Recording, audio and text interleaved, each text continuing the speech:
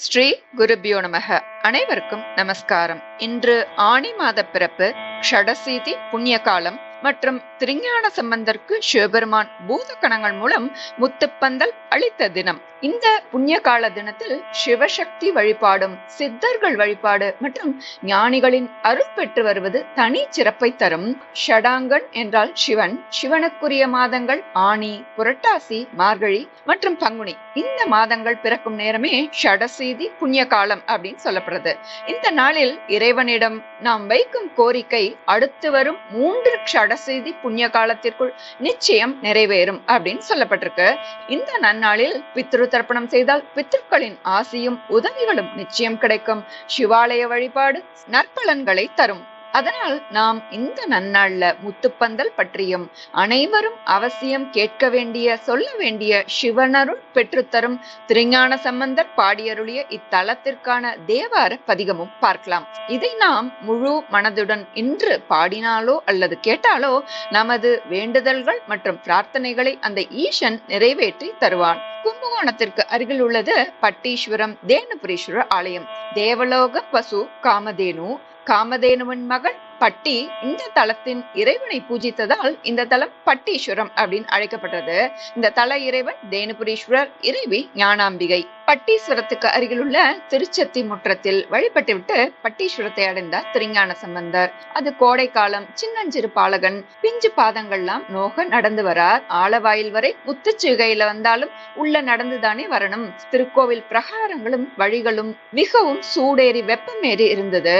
அன்னையோ பாலூட்டி பாலகனை காத்தாள். தந்தை பிள்ளை தவிப்பதை பொறுப்பாரா? குழந்தைக்கு குளிர்ச்சி தரும் வழிதான் என்ன அப்படின்னு எண்ணினார் அப்பன். வெப்பத்திற்கு குளிர்ச்சி தருவது முத்து. அதனால் தன்னுடைய பூதகணங்களை ஏவினார் சிவபெருமான். திருஞான சம்பந்தருக்கு முத்துப்பந்தல் பிடிக்க சொன்னார். பூதகணங்கள் முத்துப்பந்தல் பிடித்தார்கள். அதன் கீழ் சம்பந்தர் நடந்து வரும் அழகை காண சிவபெருமானுக்கும் ஆசை வந்தது. கருவறைக்குள்ளிருந்து கண் சுருக்கி பார்த்தார் முக்கண்ணப்பர். நந்தி லேசாக மறைத்தது. மறைத்த நந்தியை சற்றே விலக சொன்னார். அந்த மறைப்பு நீங்கியதும் கண் குளிர பிள்ளை அழகை கண்டு மகிழ்ந்தார். இன்றும் பட்டீஸ்வரம் திருக்கோவிலில் நந்தி சற்று விலகி இருப்பதை நாம் காண முடியும். அந்த முத்துப்பந்தல் கீழ் நடந்து வந்து இறையருள் வியந்து திருஞான சம்பந்தர் பாடிய பதிகங்களை தான் நாம் இந்த பதிவுல பார்க்க இருக்கோம். அந்த முத்துப்பந்தல் விழா ஆணி மாதம் 1 தேதியில், அதாவது இன்றைய தினம் மிக விமர்சையா இந்த தலத்துல நடப்பது வழக்கம். இது தவிர விஸ்வாமித்ர மகரிஷி இந்த தலத்துலதான் பிரம்ம ரிஷி பட்டம் பெற்றார். இங்குள்ள துர்க்கையம்மன் பக்தர்களுக்கு சகல நன்மைகளையும் வழங்கி அருள் புரிகிறார். முத்துப்பந்தல் கீழ நடந்து வந்து திருஞான சம்பந்தர் பாடியருளிய இத்தலத்திற்கான பதிகம் 3ஆம் திருமுறையில இடம்பெற்றுள்ளது. இந்த பதிகத்தின் முதல் பாடலில் மாட மழைப்பாடி உரைப்பட்டி சரமேய என்று குறிப்பிட்டுள்ளதால் இந்த தலத்திற்கு பண்டைய நாளில் மழப்பாடி அப்படின்ற பெயர் இருந்ததாகவும் தெரிய வருகிறது. நாம இந்த புகழ்பெற்ற பதிகத்தை இப்போ பார்க்கலாம். 3ஆம் திருமுறை திருஞான சம்பந்தர் அருளிய முத்துப்பந்தல் பதிகம். பாடன்மறை சூடன்மதி பல்வளையோர் பாகமதில் 3 கணையால் கூடை எரியூட்டி எழில் காட்டி நிழல் கூட்டு பொழில் சூழ்பழைசையுள் மாடமழ பாடியுரை பட்டி சரமேய கடி கட்டரவினார் வேடநிலை கொண்டவரை வீடு நெறி காட்டி வினை வீடும் அவரே, வினை வீடும் அவரே. நீரின் மலி புன்சடையர் நீளரவு கச்சையது நச்சிலையதோர் கூரின் மலி சூளமது ஏந்தி உடை கோவணமும் மானின் உரித்தோள் காரின் மலி கொன்றை விரித்தார் கடவுள் காதல் செய்து மேய நகர்த்தான் பாரின் மலி சீர்பழைசை பட்டி சரமேத்த வினை பற்றழியுமே, வினை பற்றழியுமே. காலை மடவார்கள் புனலாடுவது கவ்வை கடியார் மருகலாம் மாலை மணம் நாறு பழையாரை மழ பாடியழ காயமலி சீர் பாலையன நீரு புனை மார்பனுரை பட்டி சரமே பரவுவார் மேலையொரு மால் கடல்கள் போர் பெருகி விண்ணுலகம் ஆளும் அவரே, ஆளும் அவரே. கண்ணின் மிசை நன்னி எடி விப்ப முகமேத்து கமழ் செஞ்சடையினான் பண்ணின் மிசை நின்று பல பாணிபட ஆடவள பால்மதியினான் மண்ணின் மிசை நேரில் மழ பாடி மலி பட்டி சரமே மருவுவார் விண்ணின் மிசை வாழும் இமையோருடனா தளது மேவளெளிதே மேவளெளிதே மருவ முழவதிரமழ பாடி மலிமத்த விழவார்க்க அறையார் பருவமழை பண்கவர்சை பட்டி சரமேய படர் புன்சடையினான் வெறுவமத யானையுரி போர்த்துமையை அஞ்சவர் வெள்விடையினான் உருவமெறி கழ்கள் தொழ உள்ளமுடை யாரை அடையா வினைகளே யாவினைகளே மறையின் ஒளி கீதமுடு பாடுவன பூதமடி மருவி விரவார்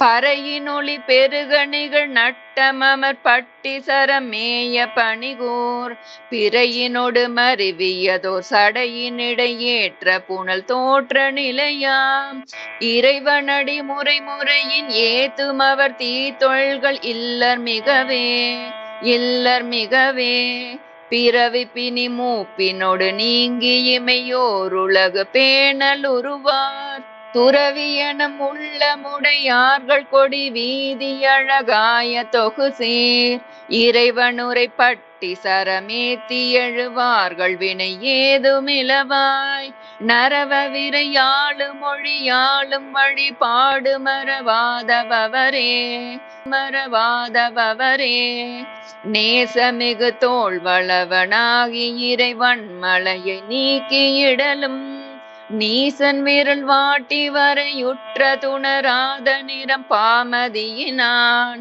ஈசனுரை பட்டி சரமேத்தி எழுவார்கள் வினை ஏதுமிலவாய் நாசமர வேண்டுதலின் அன்னலளி தாமமரர் விண்ணுலகமே விண்ணுலகமே தூய மலரானும் நெடியானும் அறியாரவன தோற்ற நிலையின் ஏய வகையான தனையார தறிவாரணிகொள் மார்பினகலம் பாயநல நீர தனிவானுமைதனோடு முறைப்பட்டி சரமே மேயவன தீரடியும் ஏத்தையளிதாகுணல மேலுலகமே மேலுலகமே தடிக்கினை இடுக்கி மடவார்களிட பிண்டமது உண்டுழல் தருங் கடுப்பொடியுடற்கயவர் கத்து மொழி காதல் செய்திடாது கமழ்சேர் மடைக்கயல் வயல் கொள்மழ பாடி நகர் நீடு பழையாறை அதனுள் படைக்கொரு கரத்தன் மிகு பட்டி சரமேத்த வினை பற்றருதலே வினை பற்றருதலே மந்தமலி சோலை மழ பாடி நகர் நீடு பழையாறை அதனுள் பந்தமுயர் வீடு நல பட்டி சரமேய படர் புன்சடையனை அந்தன் மறையோரினிது வாழ்ப்புகழி ஞான சம்பந்தன் அணியார் செந்தமிழ்கள் கொண்டினிது செப்பவள தொண்டர் வினை நிற்பதிலவே வினை நிற்பதிலவே மந்தமலி சோலை மழ பாடி நகர் நீடு பழையாறை அதனுள் பந்தமுயர் வீடு நல பட்டி சரமேய படர் புன்சடையனை அந்தன் மறையோரினிது வான்புகழி ஞான சம்பந்தன் அணியார் செந்தமிழ்கள் கொண்டினிது செப்பவள தொண்டர் வினை நிற்பதிலவே வினை நிற்பதிலவே. திருச்சிற்றம்பலம். தென்னாடுடைய சிவனே போற்றி, எந்நாட்டவர்க்கும் இறைவா போற்றி. காவாய் கனகத்திரளே போற்றி, கைலை மலையானே போற்றி போற்றி.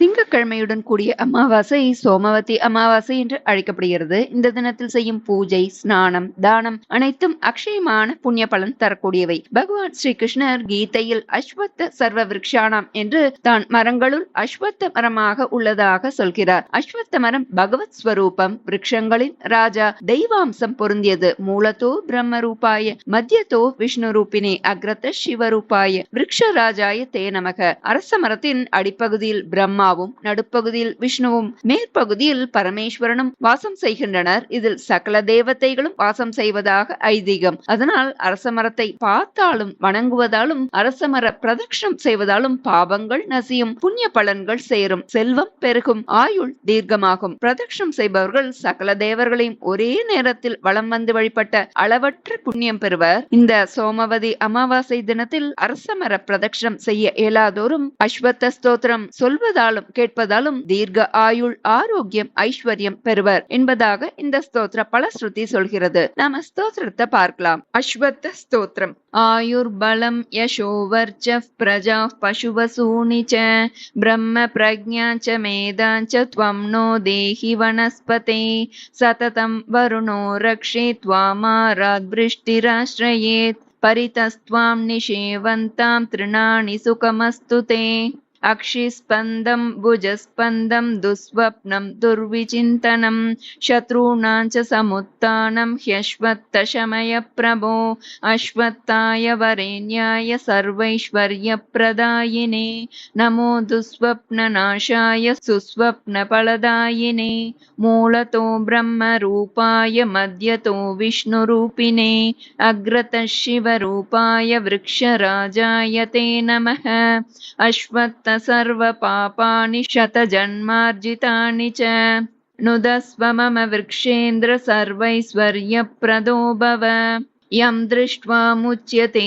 रोगैः स्पृष्ट्वा पापैः प्रमुच्यते पदाश्रया चिरञ्जीवी तमश्वत्थं नमाम्यहम् अश्वत्थ सुमहाभाग सुभगप्रियदर्शन इष्टकामांश मे देहि शत्रुभ्यश्चापराभवम् आयुः प्रजां धनं धान्यं सौभाग्यं सर्वसम्पदं देहि देव महावृक्षत्वामहं शरणं गतः ऋग्यजुस्साम मन्त्रात्मा सर्वरूपि परात्परः अश्वत्थो वेदमूलो सा वृषभिः प्रोच्यते सदा ब्रह्मः गुरुः चैव दरिद्रो व्याधिपीडितः आवृत्य लक्षसङ्ख्यं तत्स्तोत्रमेतत् सुखी भवेत् इति श्री அஸ்வத்த ஸ்தோத்திரம் சம்பூர்ணம். ஸ்ரீ குருப்யோ நமஹ.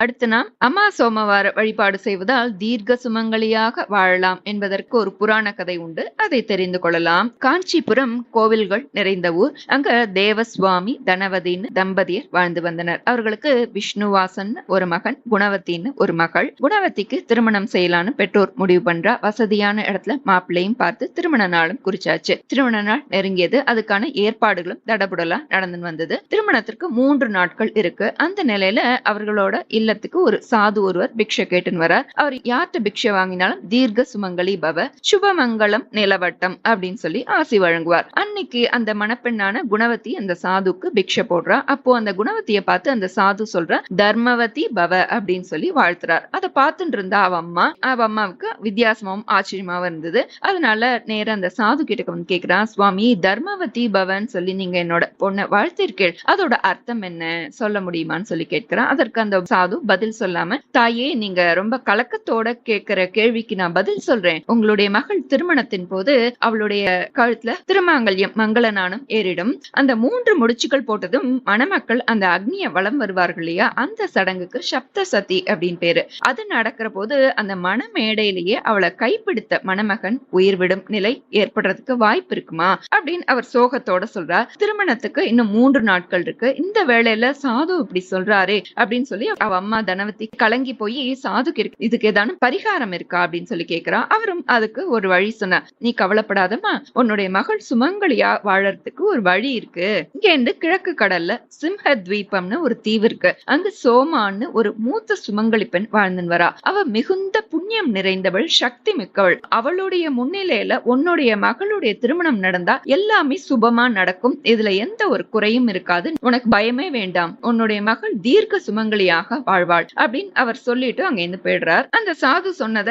பக்கத்துல இருந்த குணவதியின் அப்பாவும் அவ அண்ணா விஷ்ணுதாசனும் கேட்டு இருக்கா. தன் தங்கையோடைய வாழ்வு நல்லபடியா மங்களகரமா அமையணுமேன்னு சொல்லி பகவானை பிரார்த்தனை பண்ணிட்டு அந்த அவளுடைய அண்ணன் விஷ்ணுதாசன் நேரா அந்த சாது சொன்ன தீவுக்கு போறார். அங்க எல்லாத்தையும் விசாரிச்சு அந்த சோமான்ற மூத்த சுமங்கலியோட வீடு எது என்பதையும் தெரிந்து கொண்டார். அப்போ அந்த சோமான்ற அந்த அம்மா அம்மா அவ வீட்டுல இல்ல, அவளுடைய கணவர் மட்டும்தான் வீட்டுல இருந்தார். அவர்கிட்ட கேட்டப்போ அம்மா பக்கத்துல கோயிலுக்கு போயிருக்கா அப்படின்னு தெரிய வந்தது.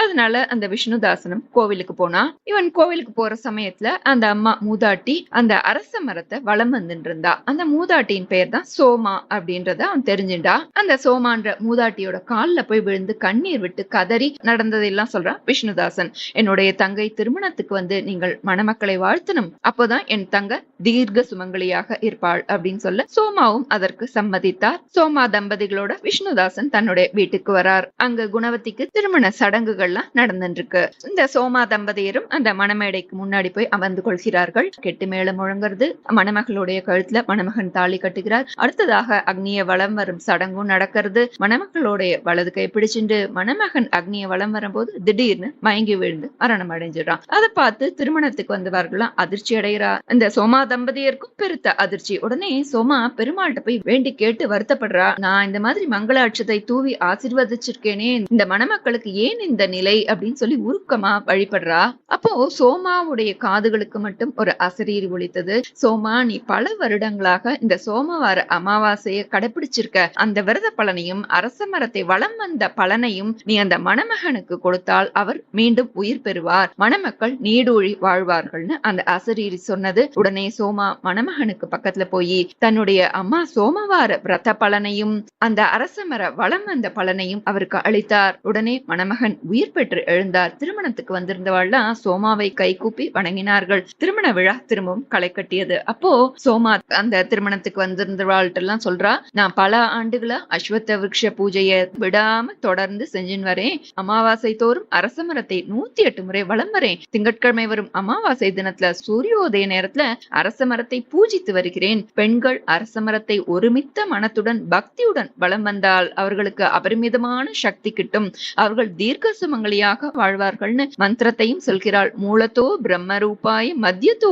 விஷ்ணு ரூபினி, அக்ரத சிவரூபாய, விருக்ஷராஜாய தே நமகன்ற அந்த மந்திரத்தையும் சொல்றா. அரச மரத்தின் அடிப்பகுதி பிரம்மா, நடுப்பகுதி விஷ்ணு, மேல் பகுதி சிவன் என்ற ரிக்வேதம் புராணங்களும் சொல்றது. திங்கட்கிழமையுடன் அமாவாசை வரும் சோமவார அமாவாசை அம்மா சோம பிரதட்சணம் அஸ்வத்த நாராயண விரதம்னு சொல்லப்படுவதுண்டு. அரச மரத்திற்கு சக்தி அதிகம். முப்பெரும் தெய்வங்களும் அரச மரத்தில் ஐக்கியமாகியுள்ளது. அதனாலேயே முப்பெரும் தெய்வங்களும் இணைந்த வடிவமான விநாயகரை அரச மரத்தடியில் பிரதிஷ்டை செய்துள்ளனர். அதனால் திங்கட்கிழமை அமாவாசை வரும் அமா சோமவார தினத்தில் சூரியோதய நேரத்தில் அரச மரத்தை ஸ்ரீமன் நாராயணனாக பாவித்து 108 முறை பிரதட்சணம் வரும் பெண்கள் தீர்க்க சுமங்கலியாக வாழலாம் அப்படின்னு அங்க எல்லாத்தையும் சொல்றா. அதனால் ஆண்கள் பெண்கள் என அனைவருமே இந்த தினத்தில் அரச மர பிள்ளையாருக்கு விளக்கேற்றி வணங்கி அரச பிரதட்சணம் செய்து இறைவனின் அருளுக்கு பாத்திரமாவோம். நல்லதே நடக்கும். நமஸ்காரம்.